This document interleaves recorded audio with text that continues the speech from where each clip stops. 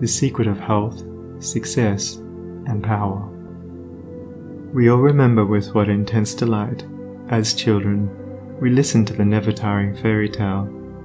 How eagerly we followed the fluctuating fortunes of the good boy or girl, ever protected in the hour of crisis from the evil machinations of the scheming witch, the cruel giant, or the wicked king. And our little hearts never faltered for the fate of the hero or heroine, nor did we doubt their ultimate triumph over all their enemies, for we knew that the fairies were infallible, and that they would never desert those who had consecrated themselves to the good and the true. And what unspeakable joy pulsated within us when the fairy queen, bringing all her magic to bear at the critical moment, scattered all the darkness and trouble, and granted them the complete satisfaction of all their hopes, and they were happily ever after. With the accumulating years and an ever-increasing intimacy with the so-called realities of life, our beautiful fairy world became obliterated, and its wonderful inhabitants were relegated, in the archives of memory, to the shadowy and unreal. And we thought we were wise and strong in thus leaving forever the land of childish dreams. But as we re-become little children in the wondrous world of wisdom, we shall return again to the inspiring dreams of childhood, and find that they are, after all, realities.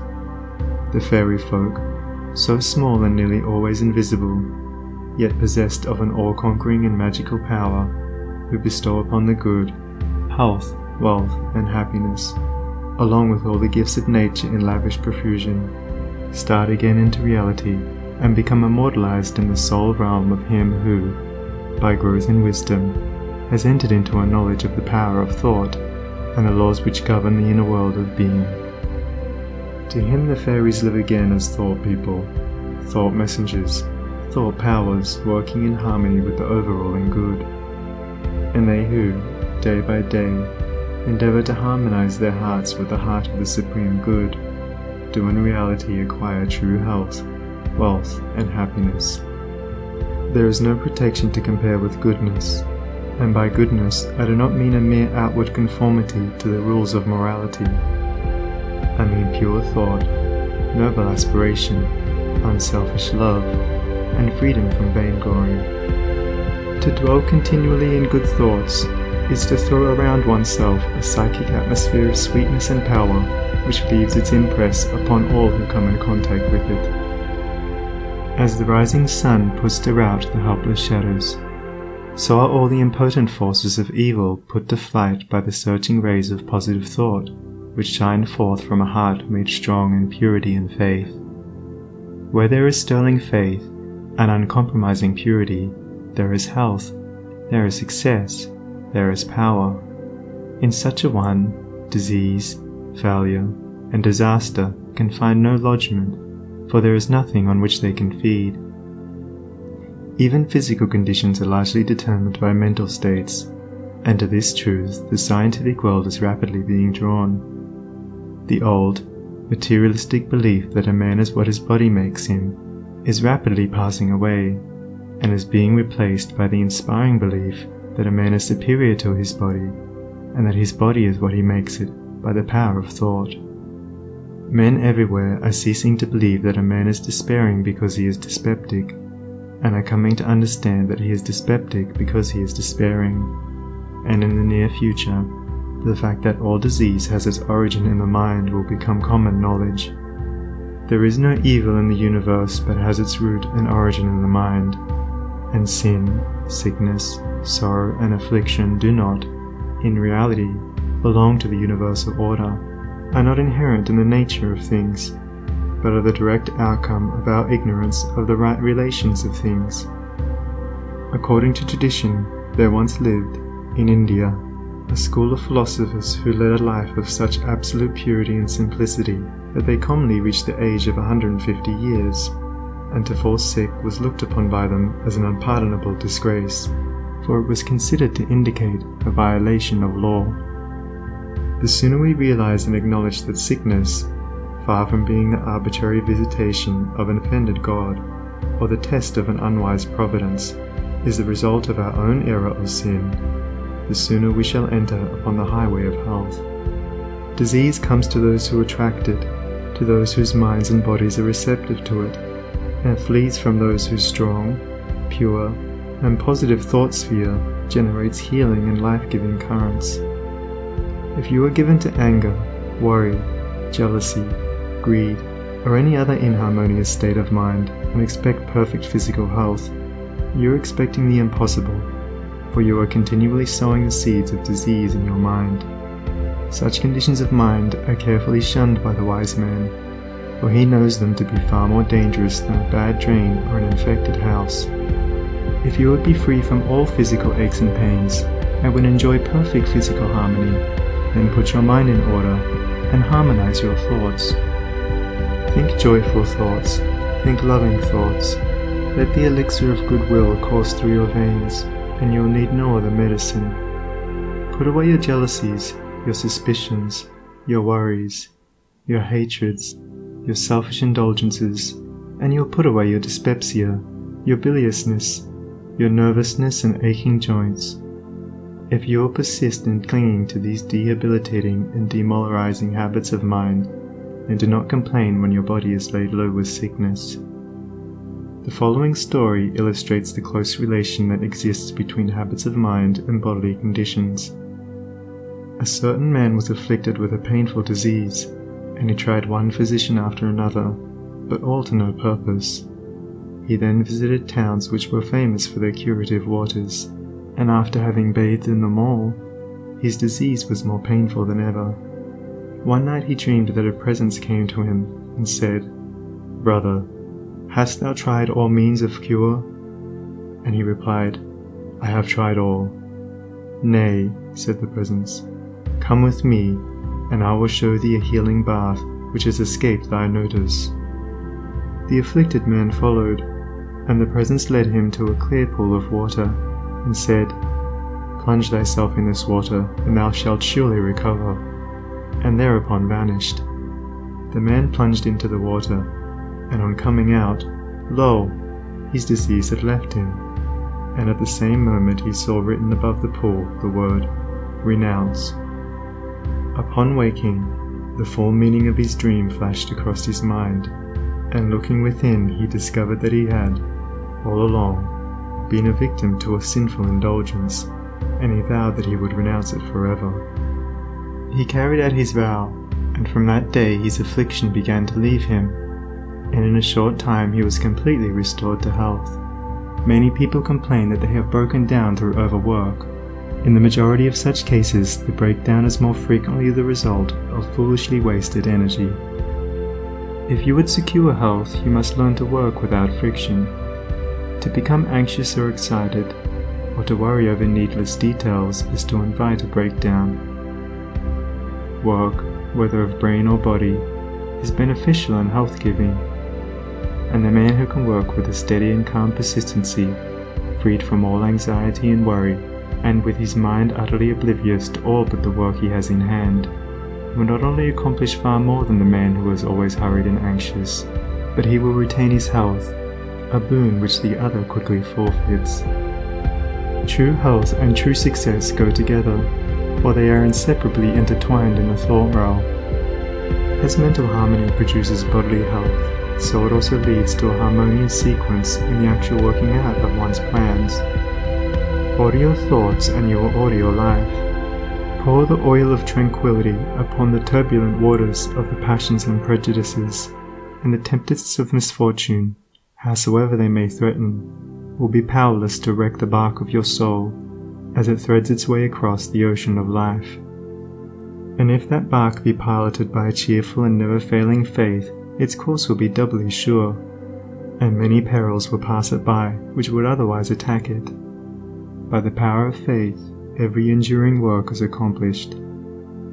Faith in the Supreme, faith in the overruling law, faith in your work, and in your power to accomplish that work. Here is the rock upon which you must build if you would achieve, if you would stand and not fall.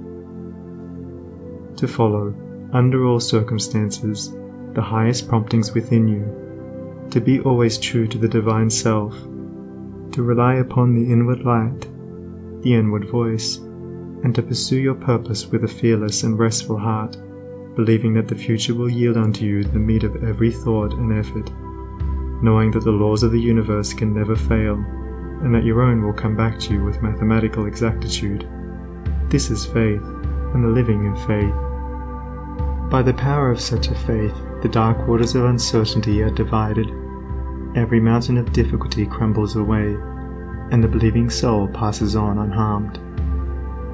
Strive, O reader, to acquire, above everything, the priceless possession of this dauntless faith, for it is the talisman of happiness, of success, of peace, of power, of all that makes life great and superior to suffering. Build upon such a faith, and you build upon the rock of the eternal, and with the materials of the eternal, and the structure that you erect will never be dissolved, for it will transcend all the accumulations of material luxuries and riches, the end of which is dust. Whether you are hurled into the depths of sorrow, or lifted upon the heights of joy, ever retain your hold upon this faith, ever return to it as your rock of refuge, and keep your feet firmly planted upon its immortal and immovable base. Centered in such a faith, you will become possessed of such a spiritual strength as will shatter, like so many toys of glass, all the forces of evil that are hurled against you, and you will achieve a success such as the mere striver after worldly gain can never know or even dream of. If ye have faith, and doubt not, ye shall not only do this, but if ye shall say unto this mountain, Be thou removed, and be thou cast into the sea, it shall be done.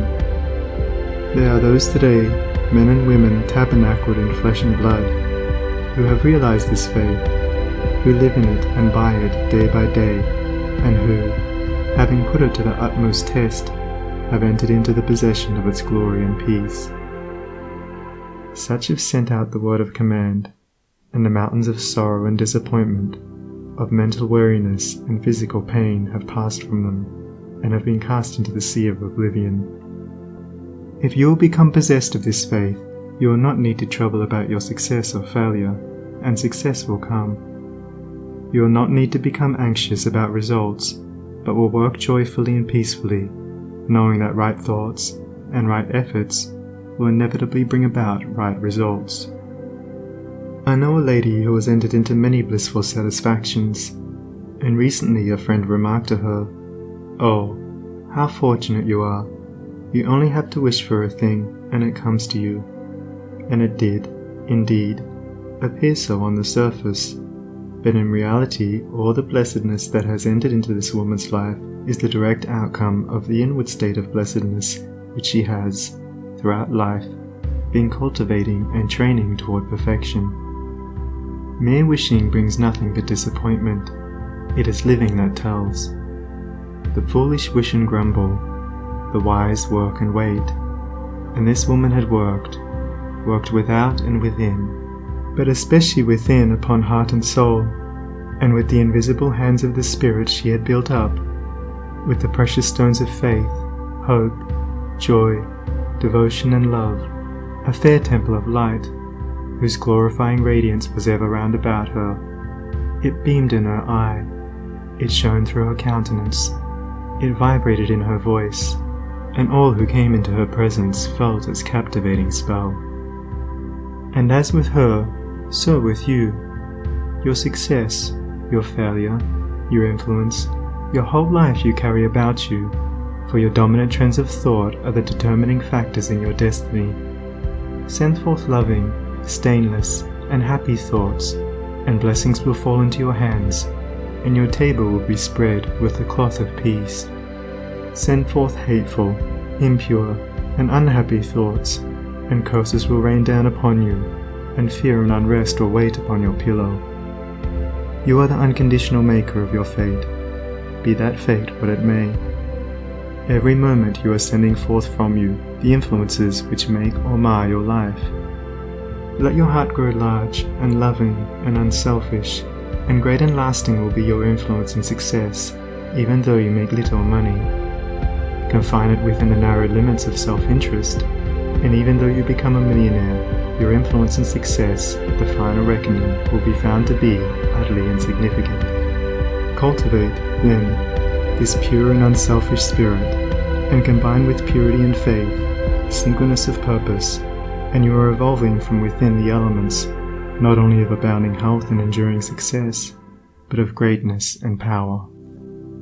If your present position is distasteful to you, and your heart is not in your work, nevertheless perform your duties with scrupulous diligence, and whilst resting your mind in the idea that the better position and greater opportunities are waiting for you, ever keep an active mental outlook for budding possibilities, so that when the critical moment arrives and the new channel presents itself, you will step into it with your mind fully prepared for the undertaking, and with that intelligence and foresight which is born of mental discipline.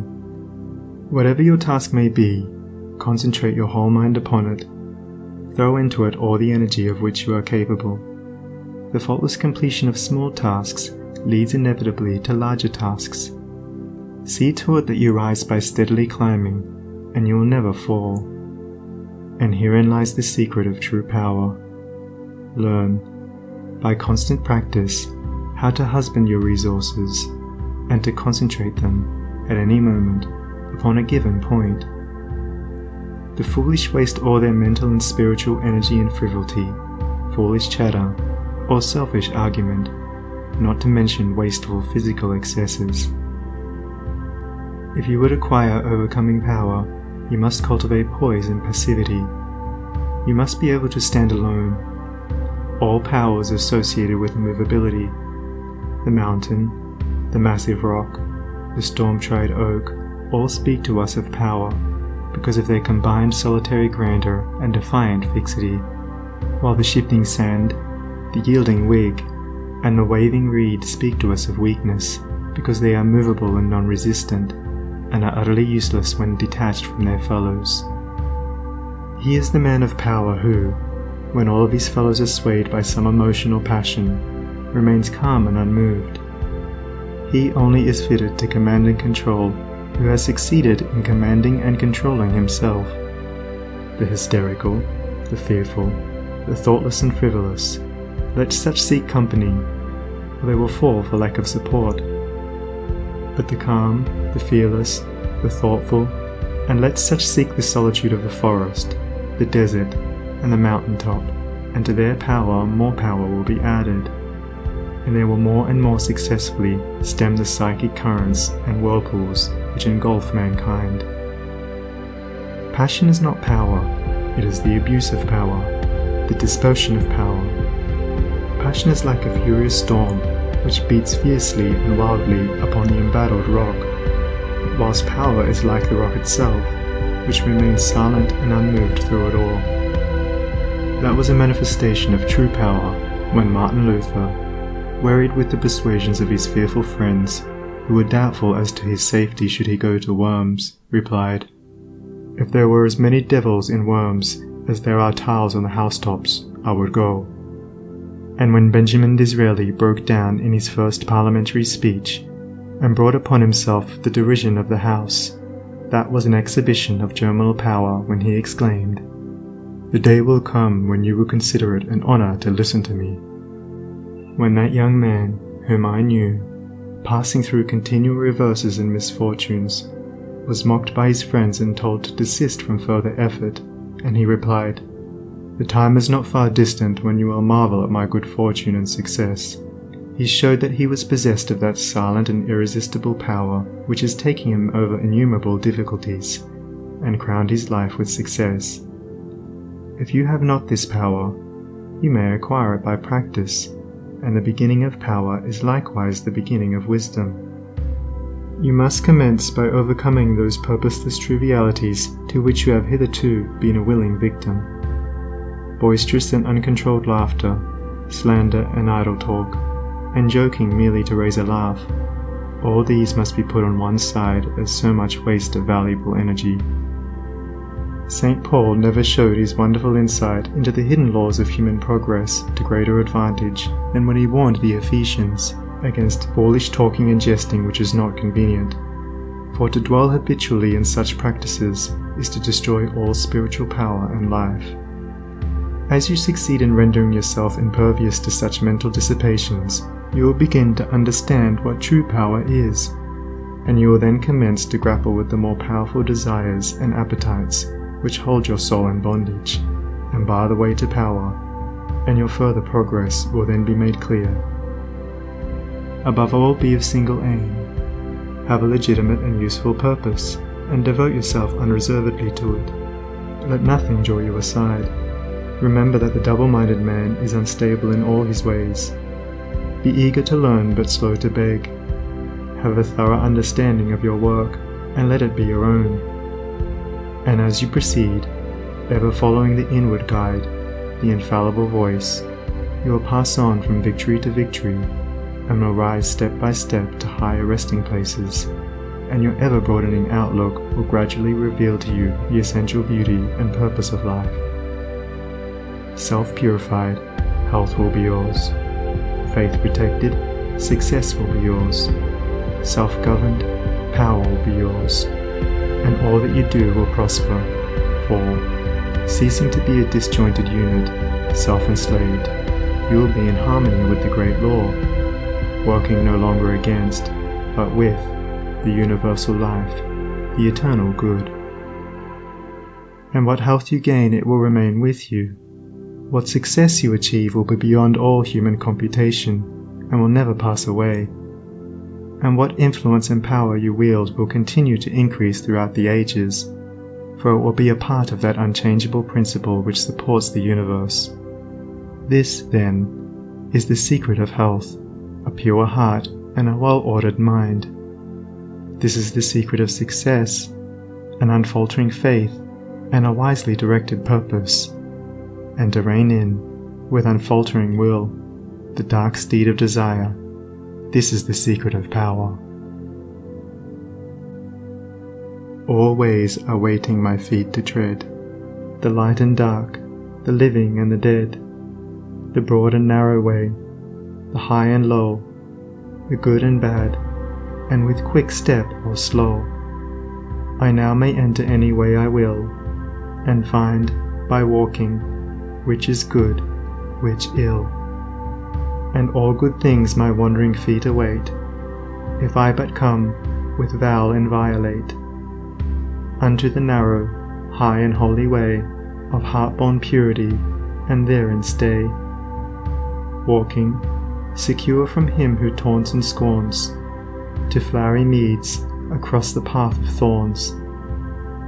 And I may stand where health, success, and power await my coming, if, each fleeting hour, I cling to love and patience, and abide with stainlessness, and never step aside from high integrity. So shall I see at last the land of immortality. And I may seek and find, I may achieve, I may not claim, but, losing, may retrieve.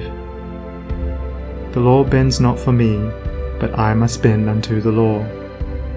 If I would reach the end of my afflictions, if I would restore my soul to light and life, and weep no more. Not mine the arrogant and selfish claim to all good things, be mine the lowly aim, to seek and find, to know and comprehend, and wisdom ward all holy footsteps wend. Nothing is mine to claim or to command, but all is mine to know and understand.